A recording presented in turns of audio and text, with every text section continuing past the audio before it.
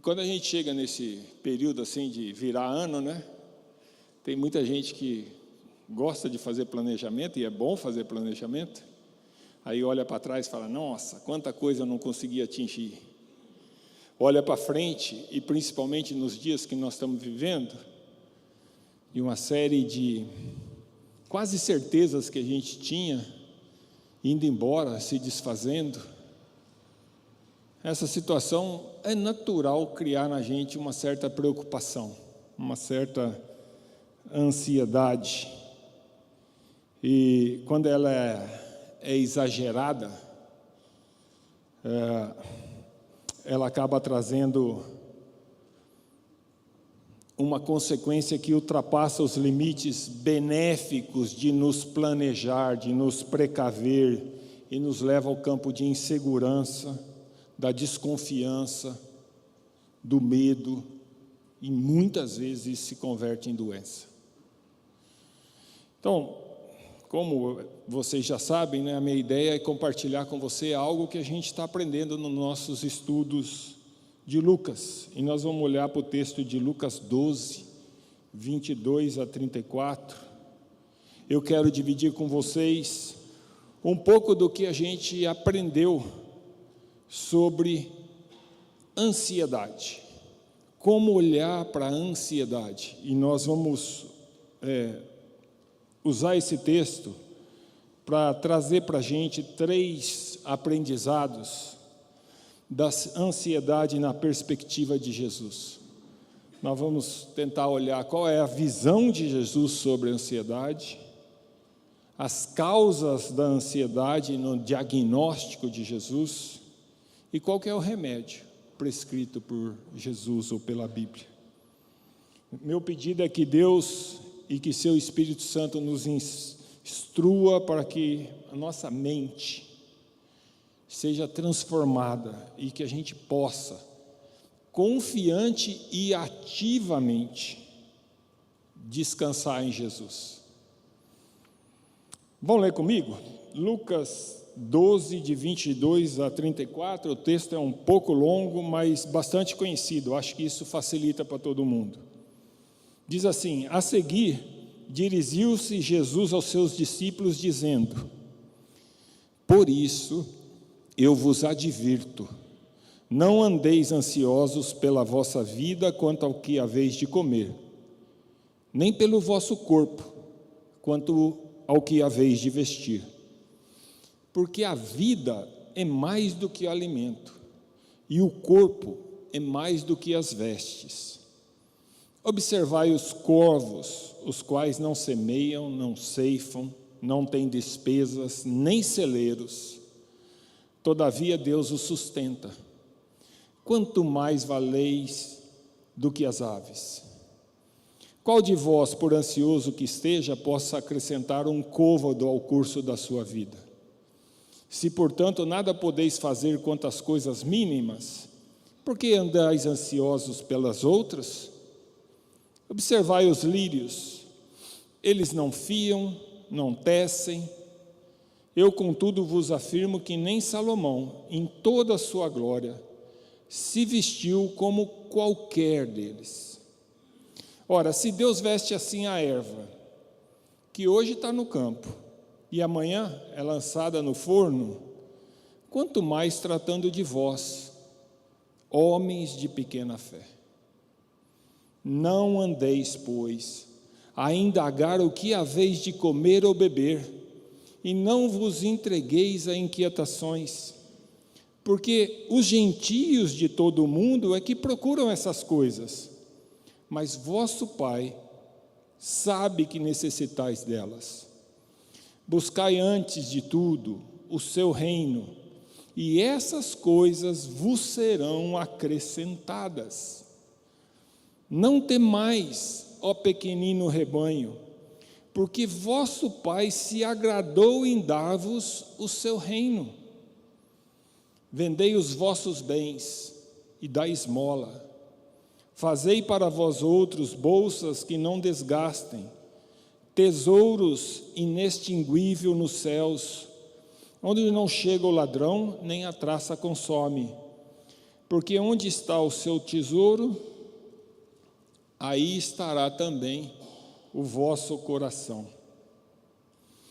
Vamos então tentar entender como é que Jesus trata a ansiedade. E assim, fica comigo aqui, porque às vezes, quando eu falar de ansiedade, eu creio que Jesus está falando de ansiedade, vocês vão ver os termos, ele está falando assim, não andeis ansiosos.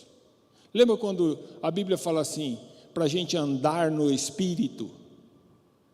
Andar no Espírito é viver no Espírito, constantemente no Espírito. Então ele está falando assim, quando não andar ansioso, não tem uma vida marcada pela ansiedade. Ele não está falando daquela preocupação que às vezes vem e depois vai embora. A gente acha o descanso e vai embora.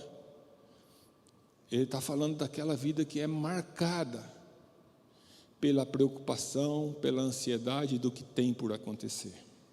Então, guarda isso, tá? Porque às vezes eu vou falar só ansiedade, e aí você pode pensar diferente. Então, Jesus fala assim, no começo do nosso texto, no verso 22, por isso é importante, eu vos advirto, não andais ansiosos. Jesus está tratando aqui da preocupação exagerada, como eu falei, que nos consome e distorce a prioridade das coisas, e acaba gerando insegurança, medo e doença. É sobre essa vida marcada por ansiedade, e que geralmente nos consultórios, o que se oferece é remédio para os sintomas, mas não é capaz de tratar a causa. Por exemplo, a ansiedade geralmente cria insônia. Às vezes a insônia é pela idade, né? Estou vivendo isso. Mas a ansiedade gera insônia, causa insônia. Então lhe dão um ansiolítico, para que você possa dormir. O remédio atua no seu sistema nervoso, causa relaxamento, que controla os sintomas de ansiedade, mas não trata a causa. Outra coisa aqui, atenção com o meu exemplo, né? Eu não estou querendo dizer aqui, meu propósito não é anular o que seu médico receitou, ou dizer para você, joga fora o remédio que ele te deu, não é esse meu propósito. Eu quero só que você entenda a perspectiva, as causas e o remédio que Jesus receita. Ao longo do texto que a gente está olhando, fica claro que Jesus está advertindo os seus discípulos sobre essa preocupação exagerada e inútil, quando ele faz a pergunta, quem de vocês, por mais preocupado que possa estar, pode prolongar um pouquinho a tua vida? Ninguém. Por isso é inútil. E ele deixa claro que a ansiedade é um problema que tem origem em nosso coração, na nossa mente, de como vemos a vida e de como vemos Deus. Por isso que eu falei que se a gente de fato crê em quem, ou que a gente de fato saiba em quem a gente tem colocado a nossa vida, na onde está a nossa vida, a conversa de hoje é mais um reforço. Enquanto o mundo trata os sintomas, Jesus oferece uma solução radicalmente diferente. Ele promete eliminá-la. Ele está focado na causa raiz. Nessa passagem, Jesus proíbe, e eu falo proíbe por causa de ser uma ordem, não andeis, não viveis ansiosos, não viveis uma vida marcada pela ansiedade. Mas Jesus está preocupado tanto com a ansiedade no aspecto físico, do mundo físico, como aquela do aspecto espiritual, da nossa vida espiritual. No verso 22, ele proíbe de nos preocuparmos com as necessidades físicas, onde ele fala do alimento e da veste. E no verso 32, ele declara que aquele que crê nele, nada tem a temer também no reino espiritual.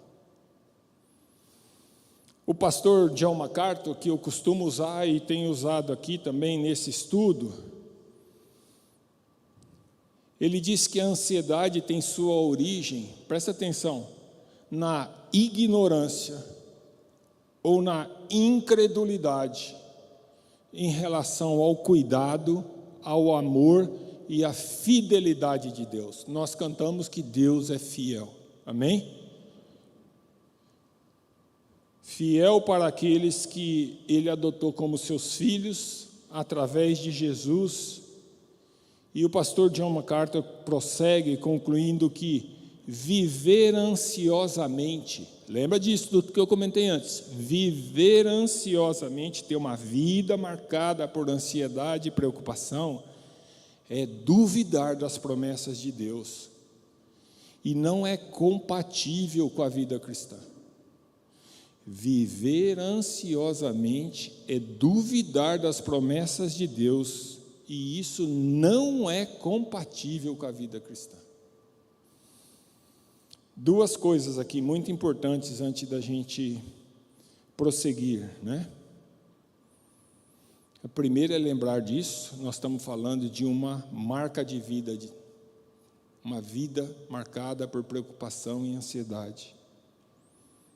E outro ponto importante aqui é que meu propósito não é exaltar ou exagerar ou tornar visível somente o erro de viver ansiosamente.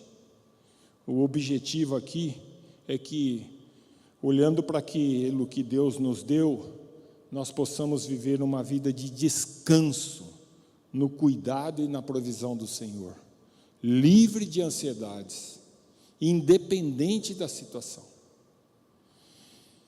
Então nós vamos olhar agora qual é o diagnóstico possível de se ver nesse texto para a ansiedade. Quais são as causas de uma vida marcada por ansiedade que a gente pode tirar desse texto? E eu vou dividir as possíveis em 4, talvez você encontre mais, mas vamos olhar para 4, até por causa do nosso tempo. Primeiro, essa passagem lá em Lucas, onde Jesus está nos advertindo a não andar ansioso, na verdade ele está falando com seus discípulos, uma multidão muito grande. Isso está lá no capítulo 12, e o capítulo começa falando que a multidão era tão grande que havia pisoteio de pessoas.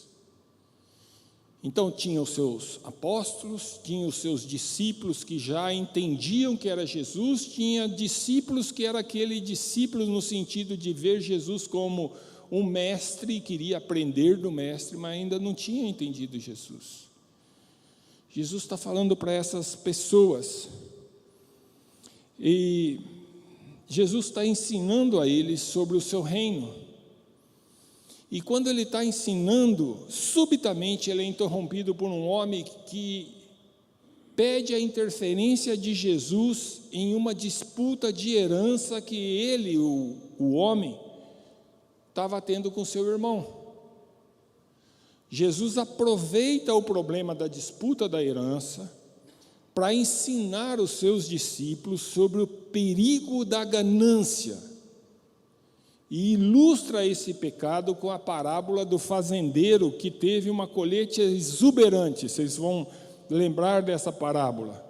E ele achou que a sua vida estava feita, abastecida para sempre, acreditando naquilo que ele tinha como bens e naquilo que ele tinha estocado como bens, as riquezas que ele tinha juntado aqui na terra. Ao final dessa parábola, Jesus fecha o seu alerta sobre ganância, dizendo aquilo que está em Lucas 12, 20 e 21, bem antes do início do texto que nós lemos. Diz assim: mas Deus lhes disse ao fazendeiro na parábola dele: louco, essa noite te pedirão a tua alma, e o que tens preparado, para quem será? E ele conclui: assim é o que entesoura para si mesmo e não é rico para com Deus. Na sequência, o verso 22, que é o início do texto que a gente leu, Jesus fala assim: por isso, esse por isso está ligando o que ele vai falar com o que ele acabou de falar. Por isso, veja lá, eu os advirto, não andais ansiosos pela vossa vida, quanto ao que haveis de comer, nem pelo vosso corpo, quanto ao que haveis de vestir. Se você estiver ansioso com a vida, você vai ser tentado a juntar tesouro na terra, como o fazendeiro da colheita fabulosa. Mas Deus quer que juntemos tesouro nos céus. Esse é o grande clique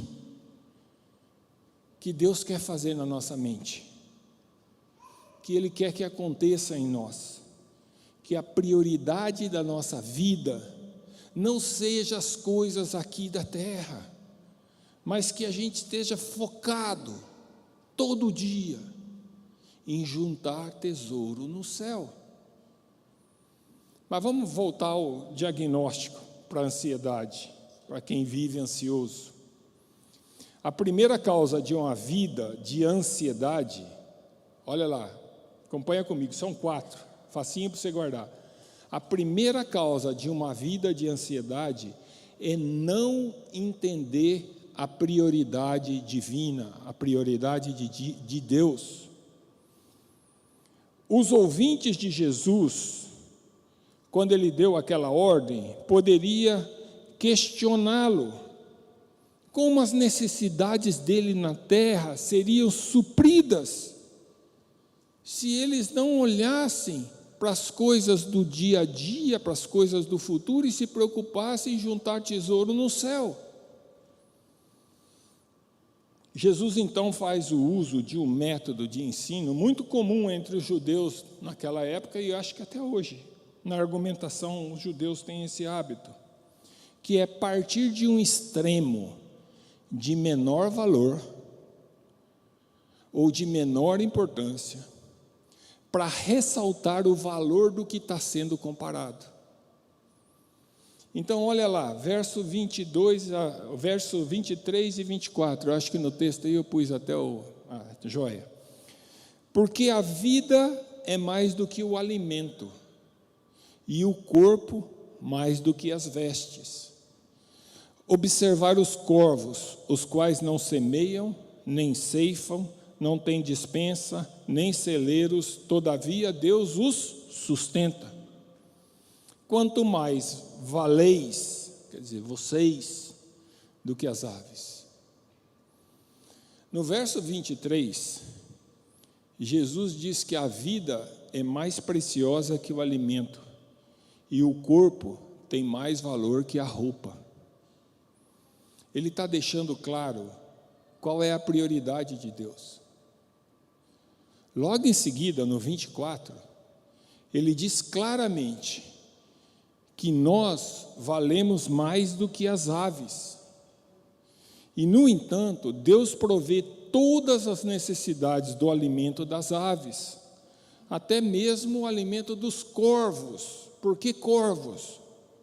De novo, aquela linha de falar assim, pegar a coisa menor que existe para valorizar a outra. Porque os corvos eram considerados como aves impuras na lei de Moisés. Quando na lei vem aquilo que pode se comer, e aí tem uma lista de animais que não se podia comer os judeus, entre eles estavam os corvos. Então Jesus está falando assim, aquele que é um animal impuro, Deus cuida dele. Vocês valem mais do que ele. Se Deus nos deu a vida e o corpo, que vale mais que o alimento e a vestimenta, Ele não nos daria o alimento e a vestimenta? A lógica é cristalina. Se se até a vida daquele que é impuro e de menor valor, Deus cuida de alimentá-las, Ele não cuidará das nossas vidas? É óbvio que isso não quer dizer que a gente pode ter uma vida de ócio contínuo. Não vou fazer nada então. De novo, olha para a natureza. O passarinho fica lá sentado esperando que o alimento caia na boca dele? Não. Deus dá o alimento para ele através do trabalho dele. É similar para a gente. O trabalho, se não for lá, é uma das formas mais frequentes que Deus usa para nos prover das nossas necessidades. Então não é esperar sentado, né? A gente tem que fazer. Por isso que eu falei assim, descansar confiante e ativamente, certo? Que Ele cuida de nós. Essa é a mesma certeza que a gente encontra e a gente sabe de cor, mas pensa pouco nela, no Salmo 23:1, e outro salmo que talvez não seja tão conhecido para todos, é o 37:25, está aí na tela, ó. Salmo 23:1, o Senhor é o meu pastor, de nada terei falta. Lembra que a gente falou que Deus é fiel? Olha o que está aí, de nada terei falta.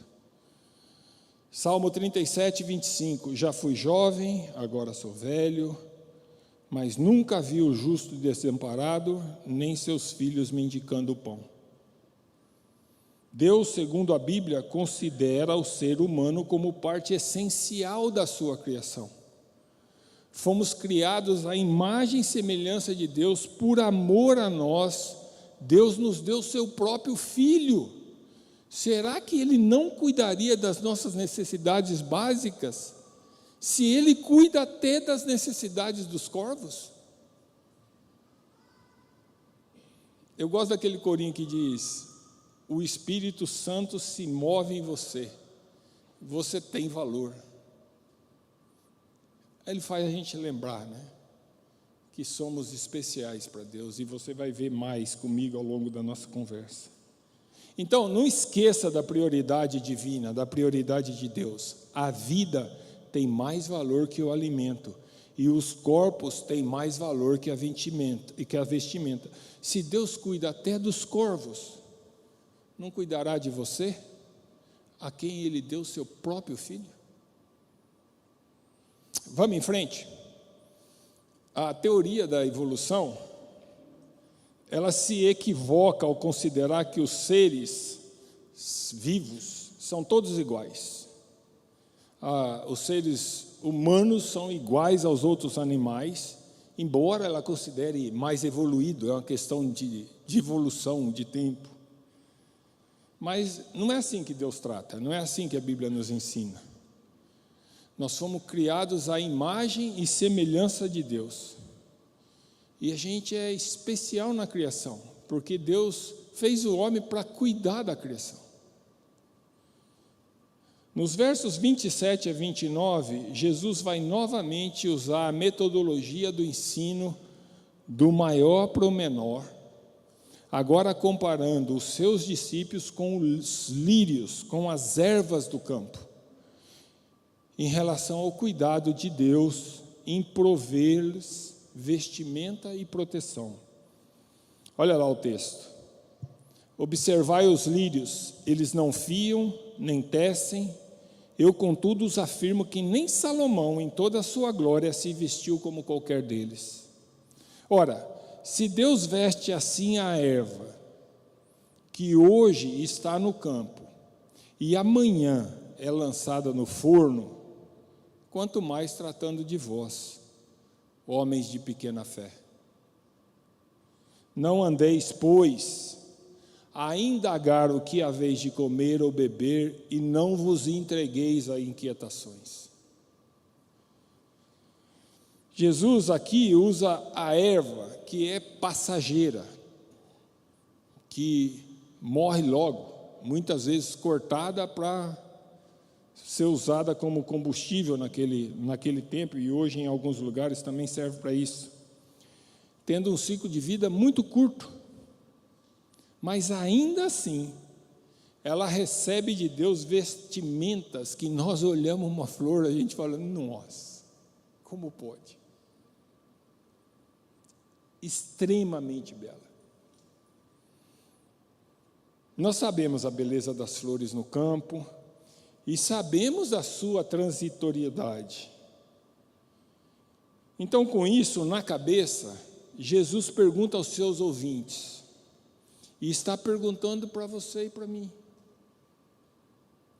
quanto mais tratando de vocês, será que Deus não cuidará de vocês? É nítido aqui que Jesus está expressando que Deus tem maior preferência por seus servos e por isso cuidará zelosamente de nós. Colocar-se como alguém que não tem o cuidado e o zelo de Deus é incredulidade. E tanto é que o próprio Jesus, no fim desse verso, afirma, homens de pequena fé. Quando ele usou essa expressão? Para a gente, algumas vezes, mas para citar uma que você vai lembrar, quando Pedro, ele mandou que Pedro viesse, caminhando sobre as águas para encontrar com ele, e Pedro, num dado momento, começa a afundar. E Jesus o repreende falando, homem de pequena fé, porque achou que ia afundar, não acreditou. Quando eles estavam no barco, na tempestade, tentaram acordar Jesus rápido, porque iam morrer, e Jesus faz a mesma advertência para ele, falta de fé. É a mesma coisa que acontece aqui. Se Deus nos trata com maior preferência dentro da sua criação, e Ele provê as necessidades dos outros seres de menor valor para Ele, então duvidaremos de Deus se continuarmos a viver preocupado com o nosso sustento, confiando em nós, e não na provisão de Deus. Essa é a segunda causa da ansiedade ou da vida ansiosa, é quando não entendemos a preferência de Deus, a preferência divina. Então nós vimos que a ansiedade predomina na nossa vida se não entendemos a prioridade, e agora acabamos de ver a preferência de Deus. Eu vou falar mais uma causa da ansiedade na vida. A terceira é não entender a paternidade de Deus. Dá uma olhada nos versos 29 até o 31. Eu vou ler o verso 29 de novo para colocar o 30 e o 31 no contexto. Não andeis, pois, a indagar o que haveis de comer ou beber, e não vos entregueis a inquietações, porque os gentios de todo o mundo é que procuram essas coisas, mas vosso Pai sabe que necessitas delas.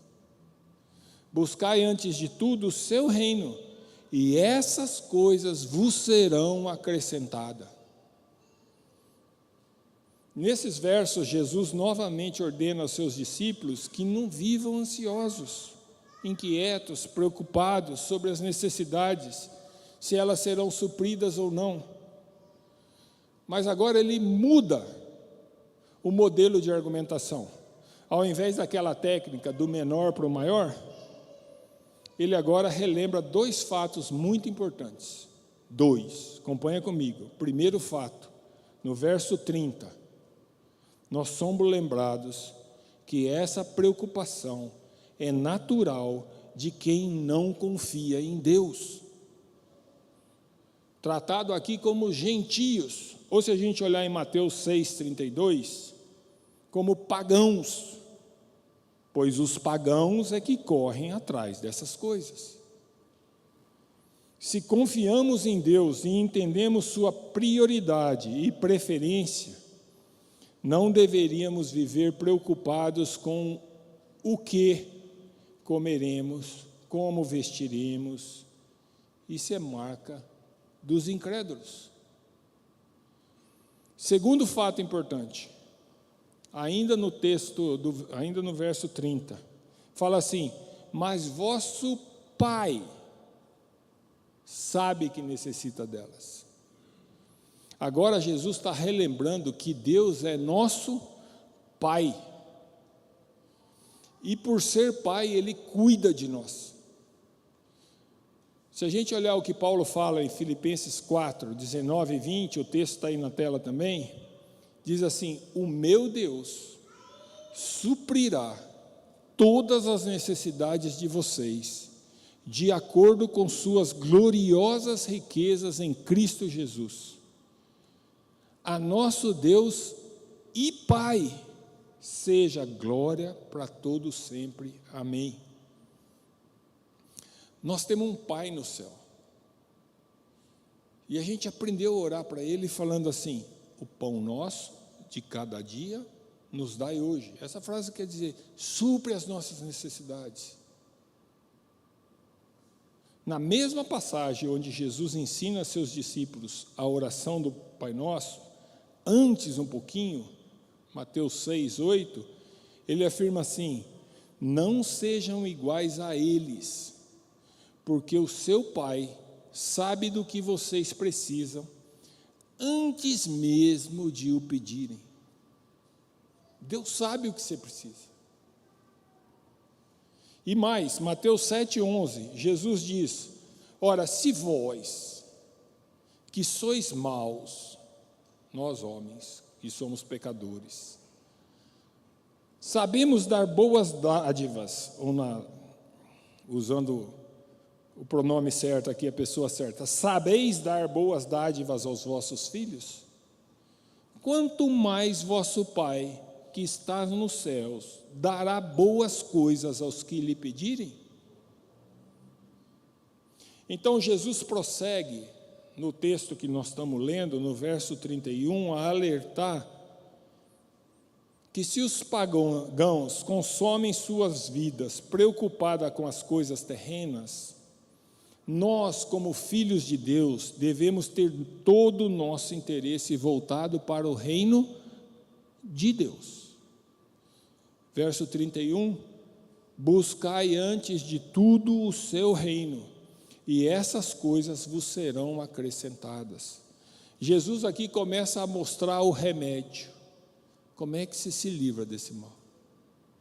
Como é que é possível não ficar preocupado com as coisas da terra e ser abastecido?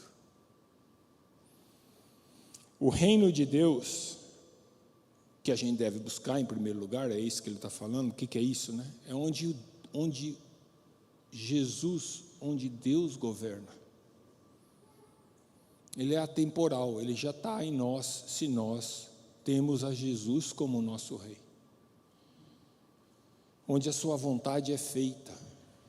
Buscar o reino de Deus é colocar toda a nossa preferência e prioridade na honra e no avanço do senhorio de Cristo. De novo, o pastor John MacArthur falou uma coisa e eu transcrevi aí para vocês poderem me acompanhar e entender melhor, que diz assim: a vida cristã começa com arrependimento, com a abnegação, com a humildade, com o lamento sobre o pecado nosso. Então, aquela fé salvadora faz a gente ter fome e sede de justiça, do perdão de Deus. E o resultado é uma vida de adoração, serviço e obediência. Isso é investir no reino. Adoração, serviço e obediência. Fazer a vontade dele. Para aqueles que priorizem em suas vidas buscar as glórias do reino, Jesus assegura que verão Deus satisfazer também as necessidades terrenas. Lembra da pergunta que eu fiz lá atrás? se não é para eu juntar, se não é para eu planejar e ir garantindo minha provisão futura, quem vai garantir? A resposta aí. Olha lá o Salmo 34. Salmo 34, 8 até o 10, depois mais o 15, 18 e 19. Fiz uma coletânea assim para a gente não ficar com o texto tão longo. Provem e veja como o Senhor é bom. Como é feliz o homem que nele se refugia. Temam ao Senhor. Temer não é ter pavor. Temer é obedecer, é adorar respeitosamente, reverentemente. Temam ao Senhor, vocês que são seus santos, nós que fomos salvos por Ele, pois nada falta aos que o temem. Os leões podem passar necessidade e fome, mas os que buscam o Senhor de nada têm falta. Verso 15: os olhos do Senhor voltam-se para os justos, e os seus ouvidos estão atentos ao seu grito de socorro. Os próximos versos, e esse também, ajuda a gente a não ter um equívoco no entendimento daquilo que Deus nos provê. Se o justo grita por socorro, é porque ele está passando uma situação difícil. Então a gente passa por situação difícil.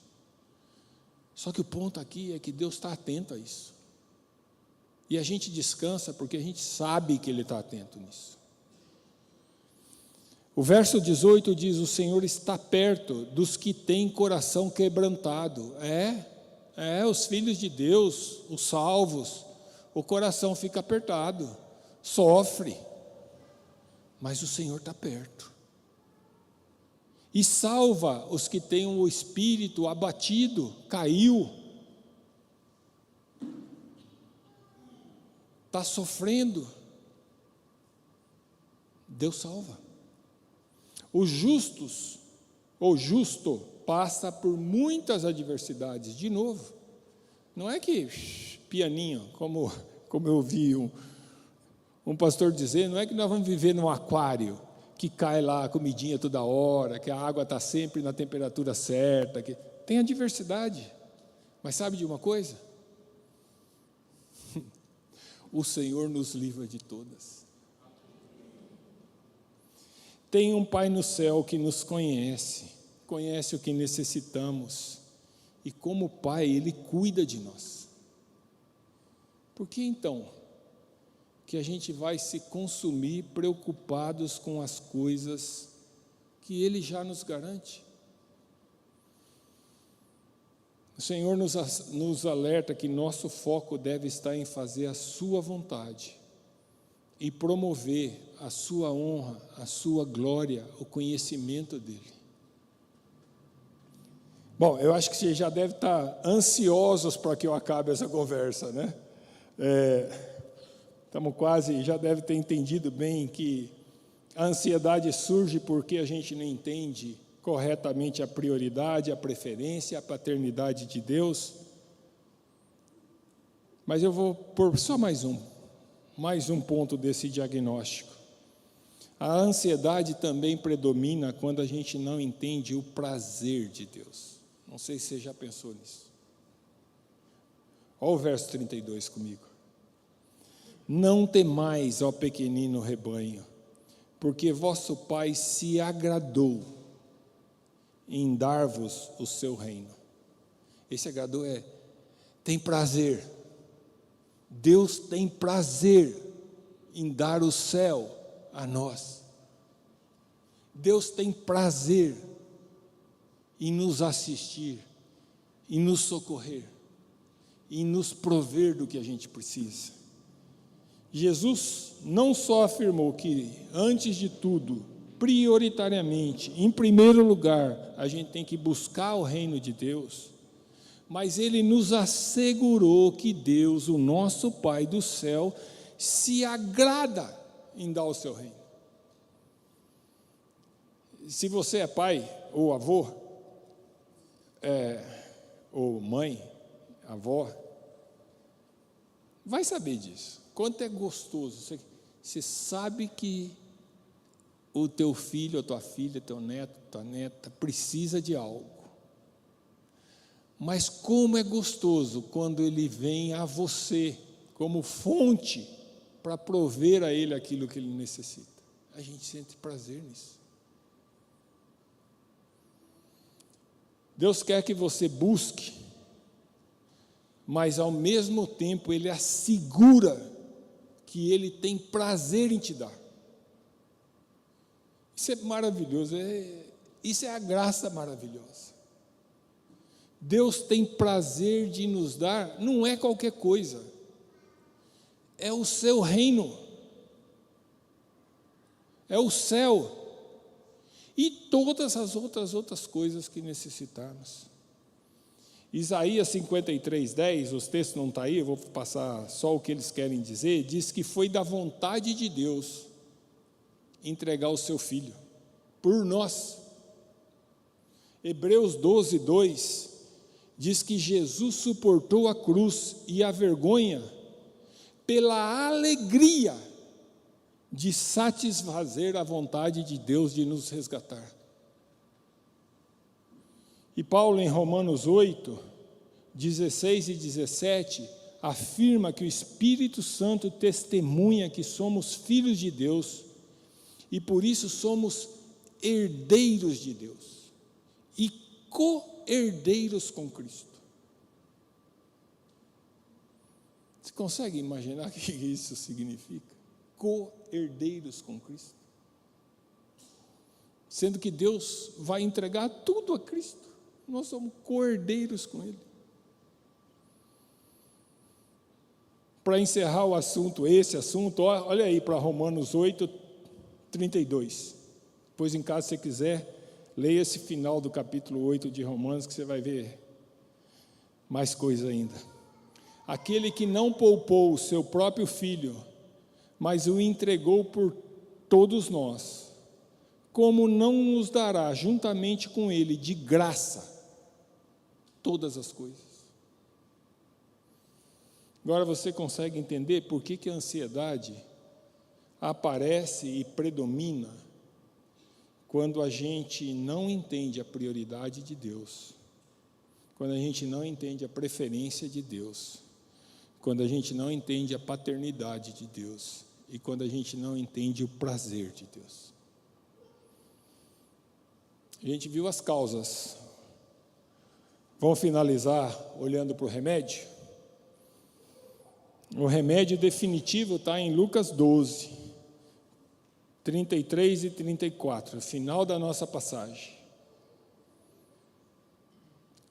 Vendei os vossos bens e dai esmola. Fazei para vós outros bolsas que não desgastem, tesouros inextinguíveis nos céus, onde não chega o ladrão, nem a traça consome.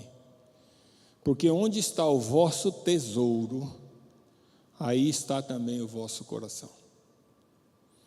O remédio prescrito por Jesus é colocar o nosso tesouro no lugar certo.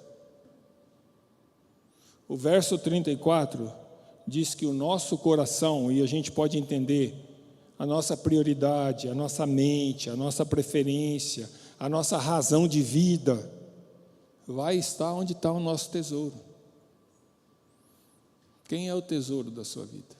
De fato, de fato. Então, o verso 33, ele indica que a solução é colocar nosso tesouro no reino de Deus. Não é a fazer as coisas dessa vida ser o nosso tesouro.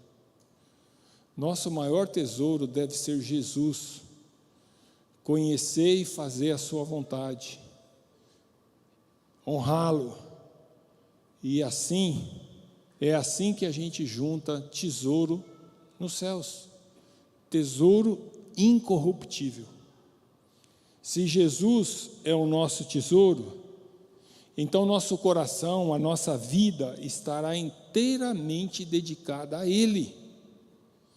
Esse é o remédio para a gente se safar de uma vida marcada pela ansiedade.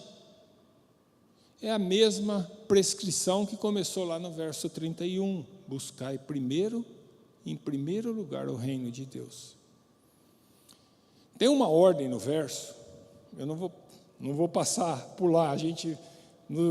A vantagem do estudo bíblico, para quem não nos acompanha, ou não participa com a gente, é que a gente levanta as perguntas, o grupo levanta a pergunta e a gente discute a pergunta. Tem uma coisa no verso 33, que se você não entender, é de cair o queixo. Qual é a ordem que está no verso 33? Quando a gente olha lá, Jesus fala assim: venda os vossos bens e dai esmola. Então, peraí, é para eu pegar tudo que eu tenho e vender, e com isso dar esmola aos outros? É assim que eu junto o tesouro nos céus? É fácil de interpretar errado isso, certo?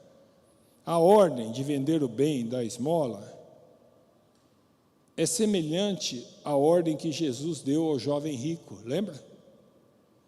O ponto aqui é quase que assim, é um teste para avaliar onde é que está teu tesouro. Lembra o que Jesus falou para o jovem rico? Para o jovem rico ele falou o quê? Vai lá e vende metade dos seus bens, dá aos pobres. Aqui ele está falando assim: venda os seus bens. Vamos interpretar? 100%. Zaqueu, que entendeu Jesus e a salvação e o pecado dele, Zaqueu falou que ia vender quanto? 1/4 dos bens e dar aos pobres. Então, peraí, é 100%? É metade? Ou é 1/4? É tudo que te prende. Não é 100, não é 10, não é 20, é tudo que se prende, que te prende. É tudo que você considera tesouro seu, ao invés de ser Jesus o seu tesouro. É o mesmo ensino que ele fez quando ele falou que qualquer um que valoriza mais seus pais, seus irmãos, sua família, não é digno de entrar no reino de Deus. Jesus não estava ensinando, pelo contrário, que a gente tem que desprezar a família, que a gente tem que abandonar a família. O que Jesus estava ensinando é onde é que está o teu tesouro. Jesus lhe quer por inteiro, completamente. E esse não é um remédio fácil. Até aqui foi gostoso, né? Ouvir as promessas, ele garante, ele dá. Agora, não é fácil carregar a cruz todo dia. Mas é certeiro. E nós podemos fazer uso desse remédio porque ele já nos foi dado. E o Espírito Santo nos dirige, nos supre, para que a gente possa usufruir desse remédio. Se você é salvo, você tem um poder extraordinário com você. Se queremos usufruir do reino de Deus, devemos nos entregar sem nenhuma reserva ao seu governo, ao governo do rei, ao seu senhorio. Devemos colocar nosso tesouro em Jesus, no céu, não é nas coisas da terra. E eu vou compartilhar com vocês o que um missionário e mártir porque ele morreu, era um jovem de 29 anos, 1956, eu acho. Um missionário americano que foi morto pela tribo que ele queria evangelizar no Equador. E ele nunca conseguiu, tentou vários anos e não conseguiu evangelizar, pelo contrário, foi assassinado por eles. Jim Elliot. E ele fala essa frase que está aí na tela. Guarda ela. Quando você pensar no que tem importância para você, pensa nisso aqui. Não é tolo quem dá aquilo que não pode manter. Você não consegue manter essa vida. Esquece. Se você está tentando fazer isso, você é tolo. É isso que o fazendeiro tentou fazer e Jesus falou: Você é tolo, cara. Não é tolo quem dá aquilo que não pode manter ou não pode reter para ganhar o que não pode perder. Abre mão. Se o teu tesouro não está no céu, abre mão dele. Troque. Troque, porque você não pode perder a salvação que Jesus te dá. Que Deus nos ensine a priorizar o seu reino, a sua vontade e descansar no seu contínuo cuidado. Domingo que vem a gente volta ao estudo. Nós vamos continuar nesse capítulo 12. E a gente vai aprender domingo que vem sobre o retorno de Jesus, a sua segunda vida e a importância da gente estar preparado. Então, se você quiser entender os textos com mais profundidade, muito mais do que a gente tem o tempo para fazer aqui, vem com a gente, tá? Vai ser muito bom ter com vocês. A gente tem ainda metade do livro para estudar. Que Deus nos abençoe. Vamos orar? Paizinho de amor, muito obrigado, Senhor. Obrigado, Senhor, porque na tua prioridade, o Senhor nos valoriza, o Senhor nos dá mais valor do que as outras coisas, especialmente a nós que somos salvos por Ti. Obrigado, Senhor, porque o Senhor nos mostra que a nossa vida, para Ti, tem mais valor do que os alimentos, e se o Senhor nos dá a vida, o Senhor nos suprirá as necessidades dessa vida terrena. Obrigado, Senhor, porque o Senhor nos ensina que nós temos um Pai no céu, e que esse Pai cuida de nós o tempo todo, olha para nós, sabe o que precisamos, deu o seu próprio Filho por nós, e se Ele fez isso, Ele vai fazer tudo o que a gente de fato precisa para ser servos seus, fiéis, íntegros, de acordo com a tua vontade. Obrigado, Senhor, porque o Senhor nos ensina que o Senhor tem o prazer de nos dar o céu, de nos dar a sua salvação, de nos fazermos co-herdeiros com Cristo.